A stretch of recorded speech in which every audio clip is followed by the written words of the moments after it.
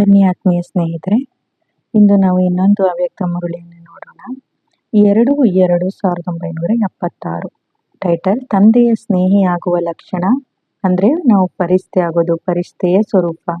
Angel ಅಂತ ಏನೆಲ್ಲ ಹೇಳ್ತಾರೋ ಅದಕ್ಕೆ ಇಲ್ಲಿ ಫರಿಸ್ತೆ ಅನ್ನೋ ವ್ಯಾಖ್ಯಾನ ಕೊಟ್ಟಿದ್ದಾರೆ. ಸದಾ ತಮ್ಮ ಭವಿಷ್ಯ ಎದುರಿಗೆ ಇರ್ತದೆಯೇ? ಎಷ್ಟು ನಿಮಿತ್ತರಾಗಿರುವ ಆತ್ಮಗಳು ತಮ್ಮ ಭವಿಷ್ಯವನ್ನು ಸದಾ ಎದುರಿಗೆ ಇಟ್ಟುಕೊಳ್ಳುವಿರೋ ಅಷ್ಟು ಅನ್ಯಾತ್ಮಗಳಿಗೆ ಸಹ ತಮ್ಮ ಭವಿಷ್ಯ ಮಾಡಿಕೊಳ್ಳುವ ಪ್ರೇರಣೆಯನ್ನ ಕೊಡ್ತೀರಿ. ತಮ್ಮ ಭವಿಷ್ಯ ಸ್ಪಷ್ಟವಾಗಿಲ್ಲದಿದ್ದರೆ ಬೇರೆಯವರಿಗೂ ಸ್ಪಷ್ಟವಾಗುವ ದಾರಿಯನ್ನು ತೋರಿಸಲಾರಿರಿ. ತಮ್ಮ ಭವಿಷ್ಯ ಸ್ಪಷ್ಟವಾಗಿದೆಯೇ? ಮಹಾರಾಜ ಅಥವಾ ಮಹಾರಾಣಿ ಯಾರೇ ಆಗಲಿ, ಆದರೆ ಅದಕ್ಕಿಂತ ಮೊದಲು ತಮ್ಮ ಭವಿಷ್ಯ ಫರಿಸ್ತೆ ಅಂದರೆ ಇದ್ರ ಬಗ್ಗೆ ನೀವು ಕ್ಲಾಸ್ ತಿಳ್ಕೊಬೇಕಾಗತ್ತೆ. ಕರ್ಮಾತೀತ ಅವಸ್ಥೆಯ ಭವಿಷ್ಯ ಎದುರಿಗೆ ಸ್ಪಷ್ಟವಾಗಿ ಬರ್ತದೆಯೇ?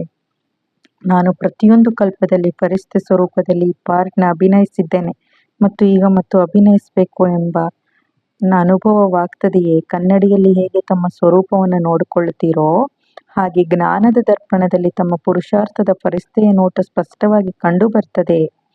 ಎಲ್ಲಿವರೆಗೆ ಫರಿಸ್ತೆಯ ನೋಟ ಸ್ಪಷ್ಟವಾಗಿ ಕಂಡು ಬರುವುದಿಲ್ಲವೋ ಅಲ್ಲಿವರೆಗೆ ಭವಿಷ್ಯವು ಸ್ಪಷ್ಟವಾಗುವುದಿಲ್ಲ.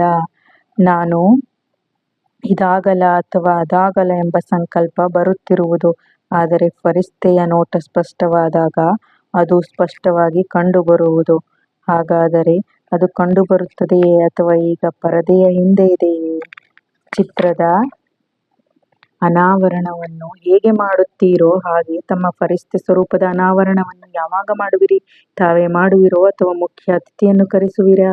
ಈ ಪುರುಷಾರ್ಥದ ಪರದೆಯ ಸರಿಸಿದಾಗ ಪರದೆಯನ್ನ ಸ್ಪಷ್ಟವಾಗಿ ಫರಿಸ್ತೆಯ ರೂಪವಾಗುವುದು. ಈಗ ಓಡಾಡುತ್ತಾ ಈ ರೀತಿ ಅನುಭವ ಆಗಬೇಕು. ಹೇಗೆ ಓಡಾಡ್ತಾ ಫರಿಸ್ತೆ ರೂಪದ ಅಥವಾ ಭವಿಷ್ಯದ ರೂಪದ ಅನುಭವ ಆಗ್ತಿತ್ತು, ಆಗಲೇ ಬೇರೆಯವರಿಗೂ ಆಗ್ತಿತ್ತು ಎಂಬುದನ್ನು ಸಾಕಾರದಲ್ಲಿ ನೋಡಿದಿರಿ. ನಾನು ಶಿಕ್ಷಕಿಯಾಗಿದ್ದೇನೆ, ಸೇವಾದಾರಿಯಾಗಿದ್ದೇನೆ. ಇದು ಹೇಗೆ ಸಮಯವು ಹಾಗೆ ಸ್ವರೂಪವಾಗುತ್ತಿತ್ತು. ಈಗ ಸ್ವಯಂ ನನ್ನ ಫರಿಸ್ತೆ ರೂಪದಲ್ಲಿ ಅನುಭವ ಮಾಡಿ ಆಗ ಸಾಕ್ಷಾತ್ಕಾರವಾಗುವುದು. ಸಾಕ್ಷಾತ್ಕಾರದ ರೂಪ ಯಾವುದು? ಫರಿಸ್ತೆಯ ರೂಪವಾಗುವುದು.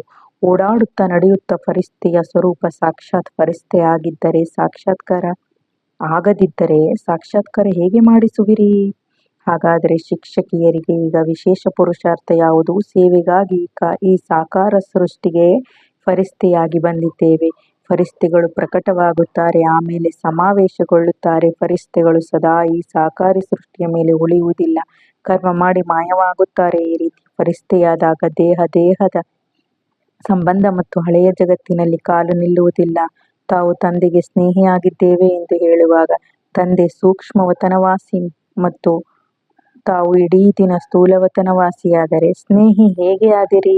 ಆದ್ದರಿಂದ ಸೂಕ್ಷ್ಮವತನವಾಸಿ ಫರಿಸ್ತೆ ಆಗಿ ಸರ್ವ ಆಕರ್ಷಣೆ ಅಥವಾ ಸೆಳೆತಗಳ ಸಂಬಂಧ ಮತ್ತು ದಾರಿಯನ್ನು ಬಂದ್ ಮಾಡಿ ಆಗ ತಂದೆಯ ಸ್ನೇಹಿ ಎಂದು ಹೇಳಲಾಗುವುದು.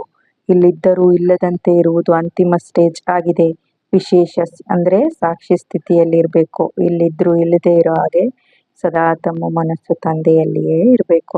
ವಿಶೇಷ ಸೇವಾರ್ಥ ನಿಮಿತ್ತರಾಗಿರುವಿರಿ. ಆದ್ದರಿಂದ ಪುರುಷಾರ್ಥದಲ್ಲಿಯೂ ವಿಶೇಷ ಆಗಿರಬೇಕು. ಬೇರೆಯವರಿಗೆ ಈ ರೀತಿ ಓಡಾಡುತ್ತಾ ತಾವು ಫರಿಸ್ತೆ ಆಗಿರುವುದು ಅನುಭವವಾದಾಗ ಬೇರೆಯವರು ಕೂಡ ಪ್ರೇರಣೆ ಪಡೀತಾರೆ. ಇನ್ನು ಸಾಕಾರ ಸೃಷ್ಟಿಯ ಸ್ಮೃತಿಯಿಂದ ದೂರವಾದಾಗ ಅಂದರೆ ಈ ಭೂಮಿ ಮೇಲಿನ ನಮ್ಮ ಕಾಲು ಇಡಬಾರ್ದು. ನಾವು ಉನ್ನತವಾದ ಯೋಚನೆಯಲ್ಲಿ ಇರಬೇಕು. ಚಿಕ್ಕ ಪುಟ್ಟ ಮಾತುಗಳಲ್ಲಿ ಸಮಯ ವ್ಯರ್ಥ ಮಾಡೋದಿಲ್ಲ ಆವಾಗ ನಾವು ನಮ್ಮ ಉನ್ನತ ಆಲೋಚನೆಯಿಂದ. ಆದ್ದರಿಂದ ಈ ಸಾಕಾರ ಸೃಷ್ಟಿಯಿಂದಲೇ ಒಮ್ಮೆಲೆ ಫರಿಸ್ತೆಗಳ ಜಗತ್ತಿನಲ್ಲಿ ತಮ್ಮ ಫರಿಸ್ತೆ ಸ್ವರೂಪಕ್ಕೆ ಹೈ ಜಂಪ್ ಮಾಡಿಬಿಡಿ. ಏನು ಹಾರುವುದಲ್ಲ, ಹೈ ಜಂಪ್ ಮಾಡಿ ಅಂತಿದ್ದಾರೆ. ಆಗ ಈ ಚಿಕ್ಕ ಪುಟ್ಟ ಮಾತುಗಳು ಶೋಭಿಸುವುದಿಲ್ಲ. ಇದು ತಂದೆಯ ವಿಶೇಷ ಉಡುಗೊರೆಯಾಗಿದೆ.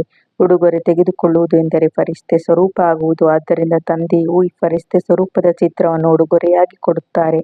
ಇದರಿಂದ ಎಲ್ಲ ಹಳೆಯ ಮಾತುಗಳು ಸಮಾಪ್ತವಾಗುವುವು. ಏನು ಮತ್ತು ಏಕೆ ಎಂಬುದನ್ನು ಜಪ ಮಾಡುವುದಲ್ಲ, ನಿರ್ಣಯ ಶಕ್ತಿ, ಪರೀಕ್ಷಿಸುವ ಶಕ್ತಿ ಮತ್ತು ಪರಿವರ್ತನೆಯ ಶಕ್ತಿಗಳಿದ್ದಾಗ ಒಬ್ಬರು ಇನ್ನೊಬ್ಬರಿಗೆ ಖುಷಿಯ ಸಮಾಚಾರವನ್ನು ಕೊಡುವಿರಿ. ತಮ್ಮಲ್ಲಿಯೇ ಪರಿವರ್ತನೆ ಇಲ್ಲದಿದ್ದರೆ ಬೇರೆಯವರಲ್ಲಿ ಸಹ ಪರಿವರ್ತನೆ ತರಲಾರಿರಿ. ಒಳ್ಳೆಯದು. ಪ್ರಶ್ನೆ: ಯಾವುದೇ ಪ್ಲಾನ್ ಪ್ರಾಕ್ಟಿಕಲ್ನಲ್ಲಿ ತರಲು ವಿಶೇಷ ಯಾವ ಶಕ್ತಿಯ ಅವಶ್ಯಕತೆ ಇದೆ? ಪರಿವರ್ತನೆ ಮಾಡುವ ಶಕ್ತಿ ಇಲ್ಲದಿದ್ದರೆ ನಿರ್ಣಯವನ್ನು ಪ್ರಾಕ್ಟಿಕಲ್ನಲ್ಲಿ ತರಲಾರಿರಿ. ಅಂದರೆ ಪರಿವರ್ತನೆ ಆಗಬೇಕು ಅಂದರೆ ಫರಿಸ್ತೆ ಆಗಬೇಕು. ಏಕೆಂದರೆ ಪ್ರತಿಯೊಂದು ಸ್ಥಾನದಲ್ಲಿ ಸ್ಥಿತಿಯಲ್ಲಿ ತಮಗಾಗಿ ಆಗಲಿ ಮತ್ತು ಸೇವೆಗಾಗಿ ಆಗಲಿ ಅವಶ್ಯವಾಗಿ ಪರಿವರ್ತನೆ ಮಾಡಲೇಬೇಕಾಗತ್ತೆ. ಅಂದರೆ ಅಲ್ಲಿನ ಕೆಲವು ಬದಲಾವಣೆಗಳು ಆಗಬೇಕಾಗತ್ತೆ. ಸಫಲತೆಯ ಮೂರ್ತಿಯಾಗಲು ಸಂಸ್ಕಾರ ಮತ್ತು ಸ್ವಭಾವದ ಪರಿವರ್ತನೆ ಆಗಬೇಕಾಗತ್ತೆ.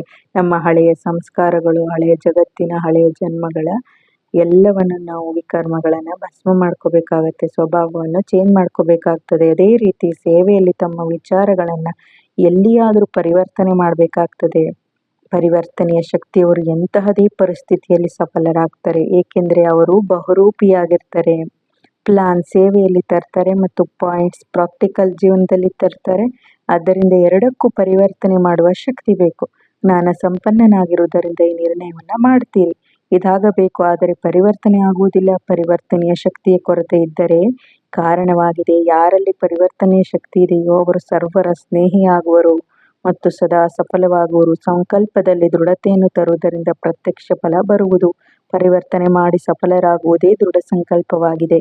ಸಫಲತೆಯ ಮೂರ್ತಿಗಳೇ ಬನ್ನಿ, ನಾನು ನಿಮ್ಮ ಕೊರಳ ಹಾರವಾಗುವೆನು ಎಂದು ಸಫಲತೆಯ ಆಹ್ವಾನ ಮಾಡುತ್ತಿದೆ. ನೋಡಿ, ಇಷ್ಟು ಹೇಳಿದರೆ ತಂದೆ ಫರಿಸ್ತೆ ಆಗೋದ್ರ ಬಗ್ಗೆ. ಅಂದರೆ ಫರಿಸ್ತೆ ಅಂದರೆ ಏನು ಕೇಳಿ ಹೇಳ್ತೀನಿ. ಇಲ್ಲಿ ಈಗ ಸಂಗಮಯುಗ 100 ವರ್ಷ ಅಂತ ಹೇಳಿದೀವಲ್ಲ, ಇಲ್ಲಿ ನಾವು ಪರಮಾತ್ಮನ ಶಿಕ್ಷಣನ ಪಡೀತಾ ಇದ್ದೀವಿ. ಇಲ್ಲಿ ನಾವು ಫರಿಸ್ತೆ ಸ್ವರೂಪ ಆಗ್ತೀವಿ. ಅದೇ ಅನಾದಿಯಲ್ಲಿ ಬಿಂದು ರೂಪ ಸ್ಥಿತಿಯಲ್ಲಿ ಆಗ್ತೀವಿ. ಅಂದರೆ ಬಿಂದು ರೂಪ ಸ್ಥಿತಿಗೆ ಹೋಗ್ತೀವಿ ಫರಿಸ್ತೆ ಆಗಿ. ಅದು ಮೂಲವತನ ಅಂತ ಹೇಳ್ತೀವಿ. ಪರಂಧಾಮ ಅಂತ ಹೇಳ್ತೀವಿ ಮೂಲವತನ. ಇನ್ನು ಸೂಕ್ಷ್ಮವತನ ಅಂದರೆ ಅದು ಮತ್ತೆ ಈ ಸಾಕಾರಿ, ಅದು ಆಕಾರಿ. ಸೂಕ್ಷ್ಮವತನಕ್ಕೆ ನಾವು ಆಕಾರಿ ಸೃಷ್ಟಿ ಅಂತ ಹೇಳ್ತೀವಿ. ಅರ್ಥ ಆಯ್ತಾ? ಈ ಸಾಕಾರಿ ಅಂದರೆ ನಾವೀಗ ಭೂಮಿಯಲ್ಲಿ ಹೇಗೆ ದೇಹಧಾರಿಗಳಾಗಿ ಓಡಾಡ್ತಾ ಇದ್ದೀವೋ ಇದು ಸಾಕಾರಿ ಸೃಷ್ಟಿ. ಹಾಗೆ ನಾವು ಈಗ ಸಂಗಮಯುಗದಲ್ಲಿ ಫರಿಸ್ತೆ ಆಗ್ತೀವಿ. ಅನಾದಿಯಲ್ಲಿ ಬಿಂದು ರೂಪ ಸ್ಥಿತಿ ಆಗ್ತೀವಿ. ಆದಿಯಲ್ಲಿ ಮತ್ತೆ ಯಾವ ಸ್ಥಿತಿಯಲ್ಲಿ ಬರ್ತೀವಿ? ದೇವತಾ ಅಂದರೆ ದೇವತಾ ಸ್ಥಿತಿಯಲ್ಲಿ ಇರ್ತೀವಿ.